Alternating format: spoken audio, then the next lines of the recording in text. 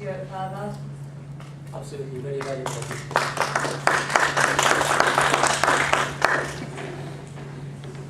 Any more questions from the audience?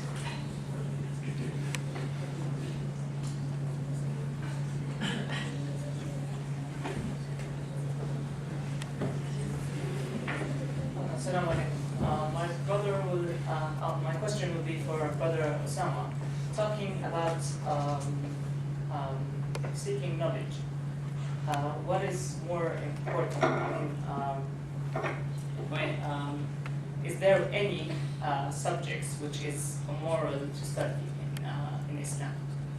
Is there any particular subject which is haram to study in Islam? Or that's the question. It's a very nice question. I'm not entirely sure whether I'm actually any authority in terms of giving what Islam thinks about this question that you asked me. But given the fact that I am a Muslim from birth, so I will apply whatever I know as Muslim about the question that you asked. One thing I know, not only from my religious teachers, but also from my parents and all the teachers that I have come across, including all the colleagues who are constantly teaching us and the students who are also teaching us all the time, that in Islam, one of the best way of knowing our Creator is to know His creation. And that's been said many, many times. So we have to explore and find out everything that has been created. And there is only one Creator, which is Allah subhanahu wa ta'ala.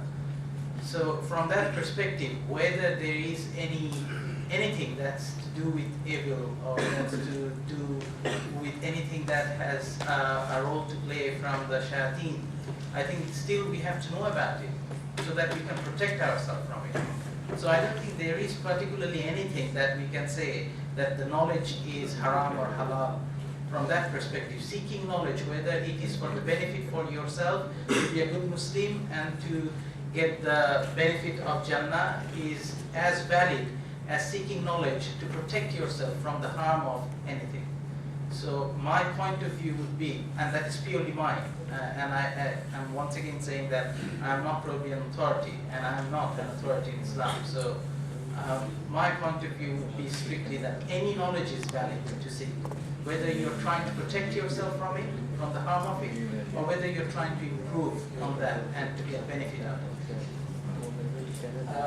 If I may briefly add a little bit to what Osama said. And again, I'm no one to give an answer from Islamic perspective. But it happened in front of me once that a scholar was asked a similar question. And it was a more specific one. Someone was saying, I'm studying financial management and I feel guilty because I study, riba practices and these sort of things. And the answer that the scholar gave was quite similar to what Osama said. Okay? Seek knowledge, no matter what it is knowledge. It is how you use knowledge that matters. Crimes are haram. So is it haram to study criminology or the behavior of criminals in order to try to prevent crimes?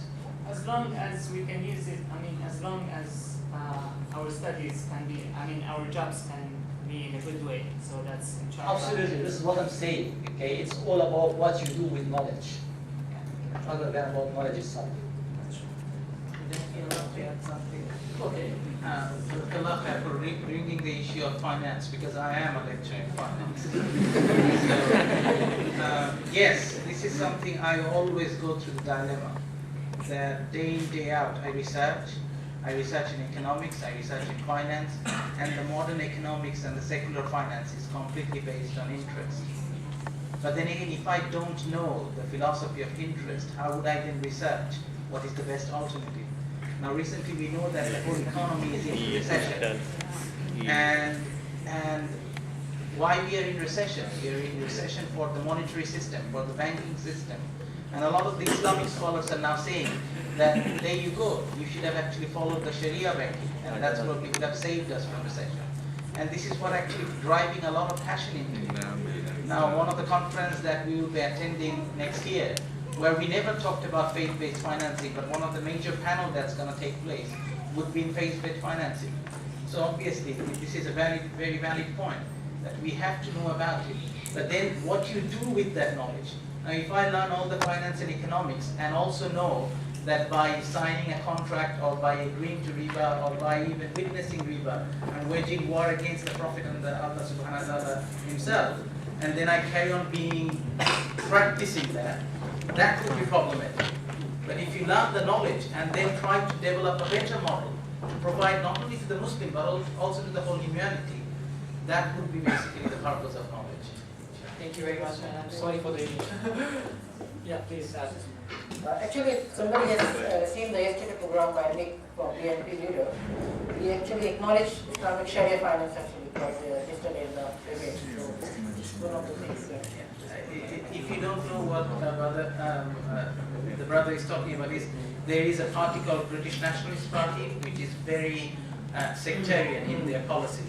And their leader yesterday in the television, who actually basically thinks of policy that systematically all non-white population should be migrated out of the country. But even after having that strong view, he admitted yesterday in live television that the best financial policy in this world is the Islamic finance and banking.